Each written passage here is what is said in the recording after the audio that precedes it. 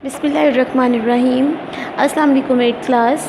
I hope you are all safe and sound in your homes. As you all know, this is your online class of science. 8th class, this is like golden opportunity for all of you that was given by NPS to study at home whatever you want. जो भी आप चाहते हैं अपने घर में बैठकर आराम सुकून से पढ़ सकते हैं और सीख सकते हैं। देखिए 8th क्लास, सीखना तो कभी ज़िंदगी में ख़त्म नहीं होता। आप जिस भी क्लास में चले जाएं, आप ज़िंदगी के जिस मोड़ पर चले जाएं, आप हमेशा कुछ ना कुछ नया सीखते रहते हैं। तो ये जो आजकल ऑनलाइन सिस्टम स्टार्ट है ना, बेसिकली ये एक सुनहरा मौका है आपके लिए कि आप जहाँ पर भी बैठकर जैसे चाहें सीखें बस, क्योंकि सीखना कभी बंद नहीं होता और सीखने से कभी नुकसान नहीं होता। आप जब भी कुछ सीखते हैं आपको उसका फ़ायदा ही होता है। So before wasting any time let me tell you one thing that we have started our chapter number 2। हम अपना चैप्टर नंबर 2 जो है वो आज स्टार्ट करने जा रहे हैं। चैप्टर 1 जो है वो हम टोटली तरीके से कंप्लीट कर चुके हैं। मैंने आपको आपके नोट्स में जो क्वेश्चन आंसर्स दिए हुए थे वो भी हम कंप्लीट कर चुके हैं। Let me show you, these are the notes that was given to you by NPS की तरफ से जो आपको नोट्स दिए गए थे ये वो हैं। और मैंने इनमें आपको last describe the structure of nephron भी करवा दिया था और मैंने आपको ये इंस्ट्रक्शन की थी कि आपने जो क्वेश्चन करना है उसको आपने डायग्राम भी ज़रूर बनानी है। 8th क्लास देखिए, आगे आपने जाना है 9th क्लास में। तो 9th class is all about diagrams and discussions and explanations, everything is going to be done. तो जिन बच्चों ने आगे जाके साइंस रखनी है, लाइक बायोलॉजी, कंप्यूटर, फिज़िक्स पढ़नी है, तो उनको तो डायग्राम बहुत अच्छे तरीके से आनी चाहिए। लाइक अगर आप बायो नहीं भी रखते, आप फिज़िक्स एंड कंप्यूटर पे फोकस करते हैं, फिज़िक्स कंप्यूटर एंड केमिस्ट्री पे, तो वहाँ पर भी फिज़िक्स और केमिस्ट्री में आपको डायग्राम बनानी पड़ती हैं, मुख्तलिफ उसकी इक्विपमेंट्स की और बहुत से इंस्ट्रूमेंट्स की डायग्राम बनानी पड़ती है। तो ज़रूरी नहीं है कि अगर आप बायोलॉजी के स्टूडेंट हो तभी आपको डायग्राम आनी चाहिए। इट्स द रॉन्ग वे। आपको हर तरीके की डायग्राम बनानी आनी चाहिए। और हमेशा ये मत सोचें कि आप अगर डायग्राम बनाएंगे वो अच्छी नहीं बनेगी। No, this is the wrong way. You have to practice whatever you want. आप जो चाहते हैं आप उसकी प्रैक्टिस ज़रूर किया करें। इससे ये होता है कि आपका हाथ खुलता है, आपको डायग्राम अच्छी से अच्छी बनानी आनी चाहिए। ठीक है जी। So let we have started our chapter number 2। देखिए, जैसे कि चैप्टर नंबर 2 का नाम है दैट इज़ सेल डिवीजन। आपको नज़र आ रहा है, सेल डिवीजन चैप्टर का नाम है, नेम है। And cell division basically cell तो चलो पता है, आप बचपन से पढ़ते आ रहे हैं, क्लास 5 से आप सेल के बारे में पढ़ते आ रहे हैं कि सेल दो तरह, सेल तो ऐसा है कि एक चीज़ है वो सेल से मिलकर बनी हुई है। ठीक है, सेल में आपने बहुत सी चीज़ें 5 क्लास में आपने पढ़ा कि एनिमल सेल होता है, प्लांट सेल होता है। आपने ये भी फिर पढ़ लिया कि कुछ सेल यूनिसेलुलर ऑर्गेनिजम्स होते हैं, कुछ मल्टी सेलुलर ऑर्गेनिजम्स होते हैं, मतलब कि कुछ ऑर्गेनिजम्स ऐसे होते हैं जो वन सेल जिनका होता है, सिर्फ एक ही सेल होता है, और कुछ ऑर्गेनिजम्स ऐसे होते हैं जिनके बहुत ज़्यादा सेल्स होते हैं जिनमें। तो सेल इज़ ऑल, के सेल के अंदर न्यूक्लियस होता है, सेल में वैक्यूल मौजूद होता है, मुख्तलिफ ऑर्गेनेलीज़ मौजूद होती हैं लाइक माइटोकॉन्ड्रिया, एंडोप्लाज्मिक रेटिकुलम। ये सब चीज़ें आप 6th क्लास में पढ़ चुके हैं। ठीक है जी। अब आगे बात आई है डिवीजन की। डिवीजन को अगर आप बेसिकली डिवीजन का मतलब देखें तो डिवीजन का मतलब होता है डिवाइड कर देना, चीज़ों को तकसीम कर देना। तो अगर सेल डिवीजन लिखा हुआ है तो इट मीन्स कि इस चैप्टर में आपने पढ़ना है कि सेल को डिवाइड कैसे करते हैं, सेल को तकसीम कैसे करते हैं। और सेल तकसीम जब हुआ है तब जब 2 सेल बनेंगे तो वो अपनी अपनी पहचान खुद देंगे। लाइक अगर एक सेल है वो 2 में डिवाइड हुआ है, डिवाइड हो गया, दरमियान से अलग अलग हो गया, तो वो 2 बन गए। ठीक है जी। नीचे लिखा हुआ है स्टूडेंट्स लर्निंग आउटकम्स। लाइक अगर आप ये चैप्टर पढ़ लेते हैं तो आप क्या क्या चीज़ें आपको सीखने को मिलेंगी, मतलब उस चैप्टर के पढ़ने के बाद आप क्या क्या चीज़ें सीख चले जाएंगे। 1 is differentiate between meiosis and mitosis. देखिए, माइटोसिस एंड मियोसिस 2 ऐसे तरीके हैं, जो 2 ऐसी मतलब इंफॉर्मेशंस हैं कि जिनसे आपको पता चलता है कि सेल डिवाइड किस तरीके से होता है, माइटोसिस होता है या मियोसिस होता है। ये 2 डिवीजन के तरीके हैं। जैसे अक्सर आपने मैथ्स में आप डिवीजन के तरीके पढ़ते हैं, ज़रूरी नहीं है कि आप डिवाइड ऐसे ही कर लें, डिवीजन के बहुत से तरीके होते हैं। तो इसी तरह यहाँ पर भी सेल की डिवीजन के भी 2 तरीक़ेकार हैं। 2 आप प्रोसेसेस देख सकते हैं, एक है माइटोसिस और एक है मियोसिस। दूसरी चीज़ ये हम आगे डिटेल में पढ़ते हैं। Identify DNA and chromosomes in cell diagram. अब आपको अगर एक सेल डायग्राम दे दी जाती है तो उसके अंदर आप ये बता सकते हैं कि क्रोमोसोम कहाँ है और डीएनए कहाँ पे मौजूद है। लेकिन देखें, इसके लिए आपको बहुत ज़रूरी है कि आपको पता हो कि डीएनए क्या है और क्रोमोसोम क्या है, तो वो भी हम इसमें चैप्टर में पढ़ेंगे। मैं आपको शुरू में बता देती हूँ कि DNA is like heredity material होता है जो कि आपको पेरेंट्स से बच्चों को मिलता है। और ये लाइक अगर किसी का भी डीएनए, अगर किसी को भी चेक करना हो कि आपके फादर से आपका ब्लड रिलेशन है या नहीं, या वो आपके रियल फादर हैं या नहीं, तो आप डीएनए टेस्ट कराते हैं, डीएनए टेस्ट चेक करा लेते हैं। लाइक अगर आप अपने हेयर्स और अपने फादर के हेयर का एक भी हेयर पकड़ के आप टेस्ट कराने के लिए लेबॉर्ट्री में दे दें तो वो डीएनए टेस्ट होता है, जिसके थ्रू वो बता देते हैं कि आप लोग एक ब्लड रिलेशन आपका है या नहीं। Define heredity and recognize its importance in transferring of characteristics from parents to offspring. Like heredity होती है कि आपको विरासत क्या है, मतलब विरासत में आपको क्या मिला। अगर आपके अब्बू के बाल ब्राउन हैं तो आपके बाल भी ब्राउन होने चाहिए। अगर आपकी अम्मी की आंखें ब्लू कलर की हैं तो आपकी भी ब्लू कलर की होनी चाहिए। ये होता है हेरिडिटी। लाइक कि पेरेंट्स से आपको क्या चीज़ मिल रही है ना विरासत में, तो वो विरासत इज़ लाइक कि आप कुछ ऐसी चीज़ें सिमिलैरिटीज़ आ जाती हैं आप में जो आपके पेरेंट्स में मौजूद होती हैं, उसको हेरिडिटी कहते हैं। Identify the characteristics that can be transferred from parents to offspring. आप ऐसी करेक्टरिस्टिक्स को आइडेंटिफाई कर सकते हैं कि जो आपके पेरेंट्स से बच्चों तक आप तक आती हैं। लाइक जैसे मैंने अभी आपको पहले एग्जांपल दी कि अगर माँ की आंखें ब्लू कलर की हैं और बेटे की भी आंखें ब्लू कलर की हैं, तो ये एक ऐसी करेक्टरिस्टिक्स हैं जो कि पेरेंट्स से ऑफस्प्रिंग तक आती हैं। इस तरह की होती हैं, लाइक बालों का कलर आ जाता है, फिर स्किन कलर आ जाता है अक्सर कि अगर माँ का रंग सांवला है तो बेटे का कलर भी सांवला हो सकता है। और इसके अलावा hair colour, skin colour, eye colour, कुछ ऐसी चीज़ें और कुछ ऐसी आदतें होती हैं कि वो भी सेम टू सेम आ जाती हैं। बाज़ औक़ात अगर बात की जाए तो कुछ लोग होते हैं जिनका कान को अक्सर आप नीचे देखें, कान का जो नीचे वाला हिस्सा होता है वो जुड़ा होता है, तो उनके पेरेंट्स का भी जुड़ा होता है, लेकिन कुछ का वो अलग होता है। तो ज़रूरी नहीं है कि ये चीज़ सेम हो, बाज़ औक़ात चीज़ें डिफरेंट भी हो सकती हैं। ज़रूरी नहीं है कि आप अगर नई चीज़ें मिल रही, हेयर कलर नहीं मिल रहा या स्किन कलर नहीं मिल रहा तो आप उनके बच्चे नहीं हैं। No, it doesn't matter at all. ऐसा नहीं हो सकता है कि कुछ और चीज़ें आपके दादा पर दादा में हों तो वो चीज़ें आप में ट्रांसफ़र हों, ऐसा भी हो सकता है। पेरेंट्स के पेरेंट्स जो होते हैं उनसे भी चीज़ें ट्रांसफ़र हो सकती हैं। Compare characteristics related two year and I colour. अब उन्होंने कहा कि आपने कंपैरिजन करना है, मुआवजा करना है कि आई और ईयर कलर कैसे रिलेट किया जा सकता है आपके पेरेंट्स से। आँखों का रंग और ईयर, आपका जो कान का कलर है और आँखों का रंग है, वो कैसे आप अपने पेरेंट्स से रिलेट कर सकते हैं, इसका भी कंपैरिजन हम करेंगे। ठीक है जी। Now we have started.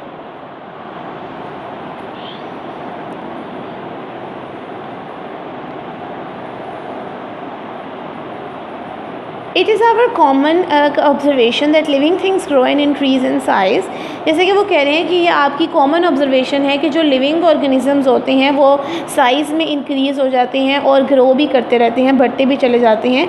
It is also observe that offspring resemble their parents. और ऐसा भी होता है कि अक्सर जो बच्चे हैं वो अपने पेरेंट्स से बहुत ज़्यादा मिलते जुलते नज़र आते हैं। लाइक अगर एक बेटा है और वो आप उसको कहेंगे कि ये तो बिल्कुल अपने पापा जैसा है, लाइक वो थोड़ी बहुत रिजेंबल होती है उनकी।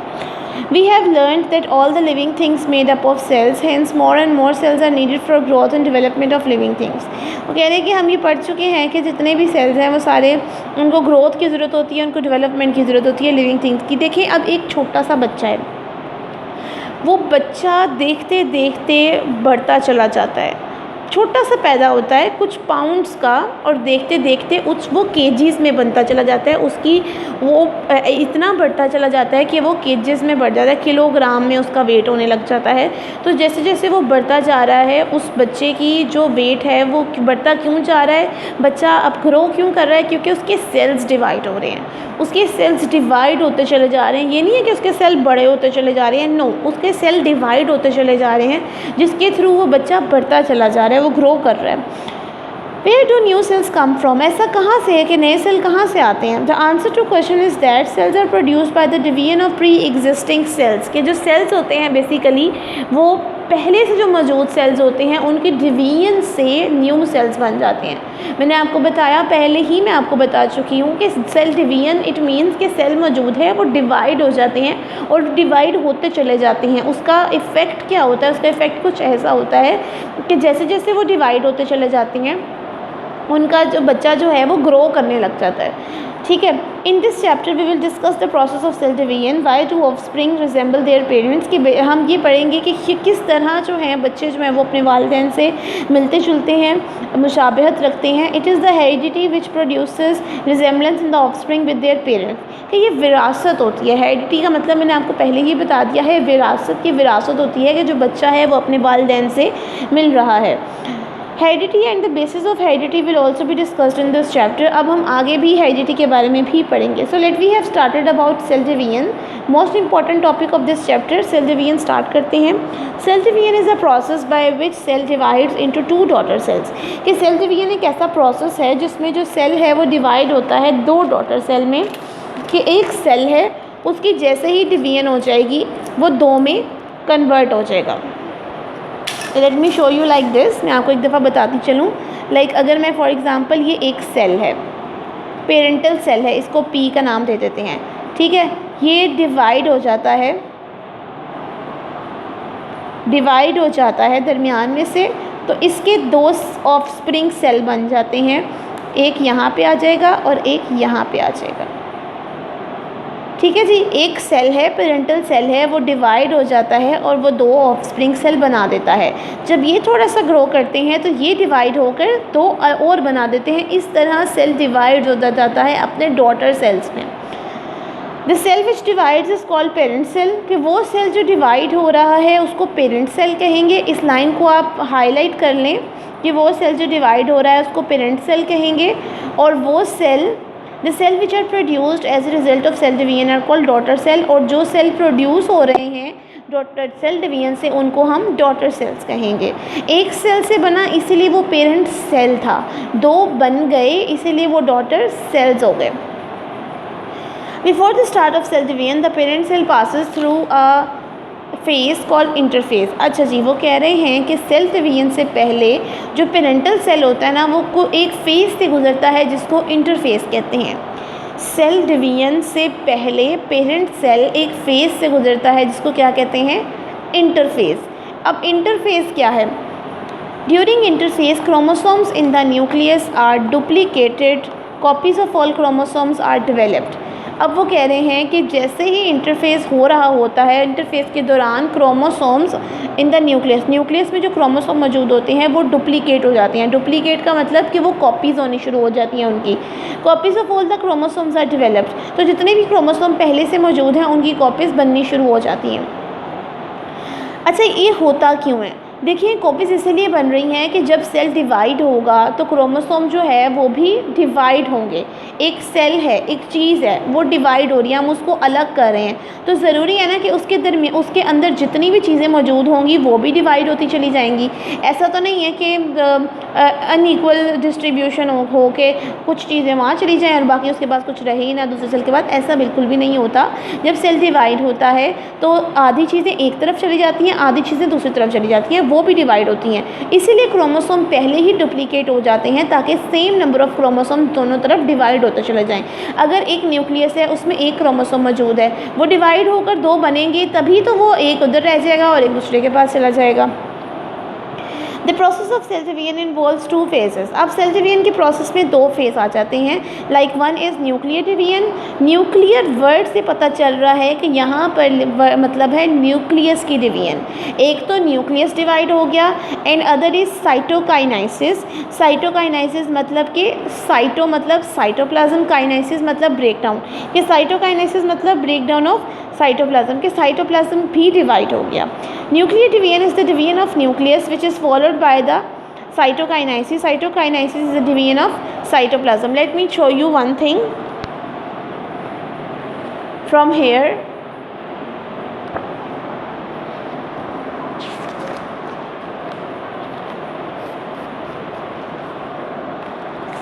देखें जी, मैं आपको बता देती हूँ लिख ताकि आपको पता चल जाए।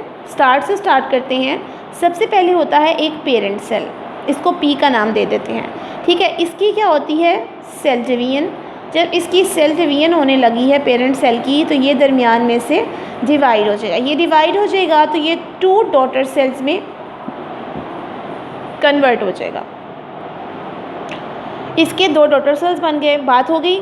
हमने बताया कि cell which divides is called parent cell and the cell which are produced as a result of cell division is called daughter cells, ठीक है जी। उसके बाद हमने बात की इंटरफेस की। इंटरफेस की बात की हमने कि जो सबसे पहला जो सेल डिवीजन से पहला एक फ़ेज़ है उसको इंटरफेस कहते हैं। अब इंटरफेस में होता क्या है कि जो क्रोमोसोम है वो डिवाइड हो जाती है न्यूक्लियस के अंदर। जैसे ही मैं अगर आपको बात करूं, ये एक सेल है, ये सेल का ये न्यूक्लियस है सेल का ना, ये सेल है, ये सेल का न्यूक्लियस मतलब सेल का न्यूक्लियस है ये। अब न्यूक्लियस के अंदर एक क्रोमोसोम मौजूद है।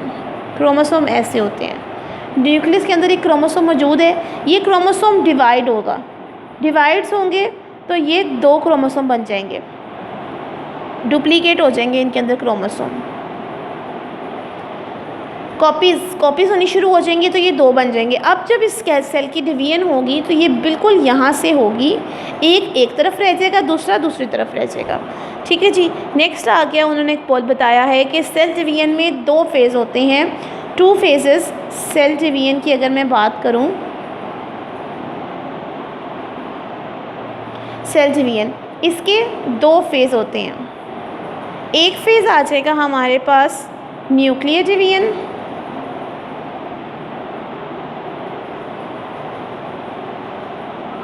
और एक फेज़ आ जाएगा हमारे पास साइटोकाइनेसिस।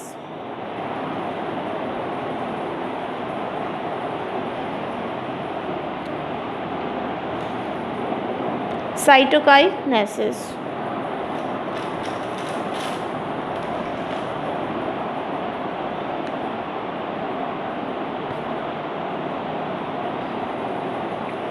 लाइक दिस, ठीक है जी। अब हमने अगली बात की हमने कि nuclear division is the division of nucleus.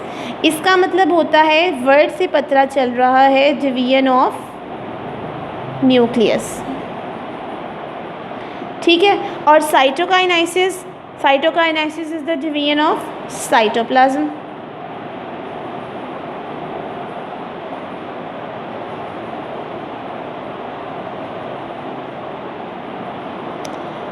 Understand, cell division की 2 फेसेस होते हैं, एक न्यूक्लियर डिवीजन, एक cytokinesis. Nuclear division is called division of nucleus and cytokinesis is all about division of cytoplasm. Okay, next thing जो उन्होंने बताई है वो है यू नीड टू नो, कि आपको जानना चाहिए, nuclear is a part of cell which controls the activities of whole cell. देखिए, ये बात तो हम 5 क्लास से पढ़ते आ रहे हैं कि सेल में जो न्यूक्लियस होता है वो सेल का पार्ट होता है और वो पूरे सेल को कंट्रोल करता है। लाइक अगर ह्यूमन बीइंग की बात की जाए तो ह्यूमन बीइंग में जो ह्यूमन्स को कंट्रोल करता है वो ब्रेन होता है, तो इसमें सेल में जो सेल को कंट्रोल करता है वो न्यूक्लियस होता है। Chromosomes are found in the nucleus of the cell. Chromosome जो है वो सेल के न्यूक्लियस में पाए जाते हैं। They consist of proteins and DNA. और क्रोमोसोम्स किस पे मुश्तमिल होते हैं? प्रोटीन और डीएनए पे। डीएनए और प्रोटीन से मिलकर एक क्रोमोसोम बना होता है। DNA stands for deoxyribonucleic acid. 8th class, this is the very important question that was given to you by board classes में ये बहुत दफ़ा आता है कि DNA stands for deoxyribonucleic acid. deoxyribonucleic acid, DNA is the material that contains complete set of instructions for developing a new cell or an organism. That is why DNA is called the hereditary material. Question आता है आपके पास, why DNA is called hereditary material? DNA को hereditary material क्यों कहा जाता है?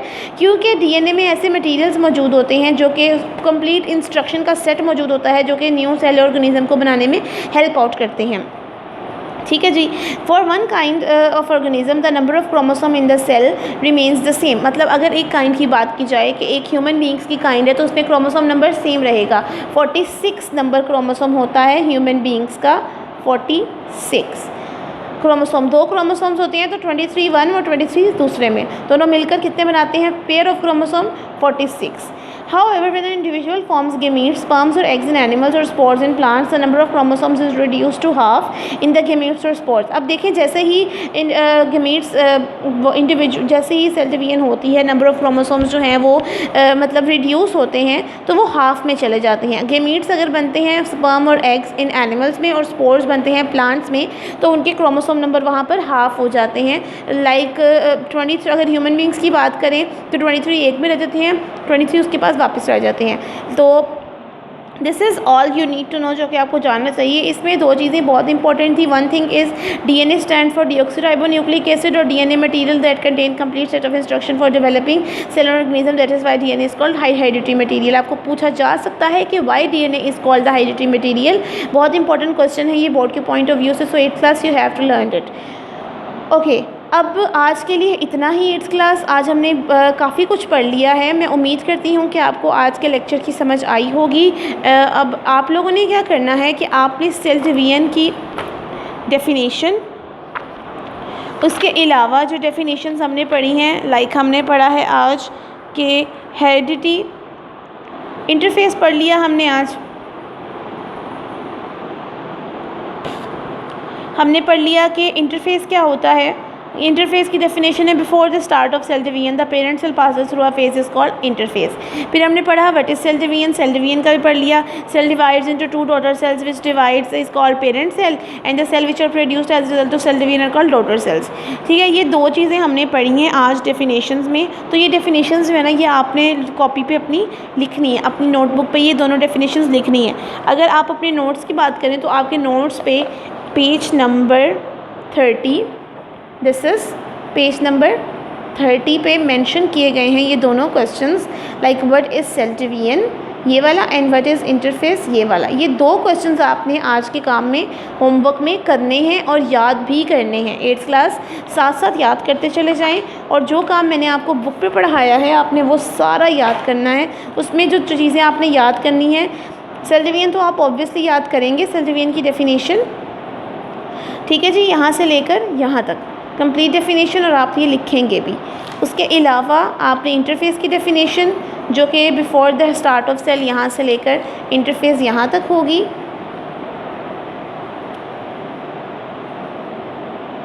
Interface तक यहाँ तक होगी। उसके बाद आपने cell division involves 2 phases of cell division, ये भी आपने यहाँ से लेकर यहाँ तक लिख लेना है और याद भी कर लेना है। And this is the things that you are learn, जो कि सिर्फ आपको याद करनी है, लिखने की बिल्कुल भी कोई ज़रूरत नहीं है। Okay 8th class, next lecture में आपसे मुलाकात होगी इंशाल्लाह ताला। अपना बहुत ख्याल रखिएगा, मुझे दुआ में याद रखिएगा। अल्लाह हाफ़िज़।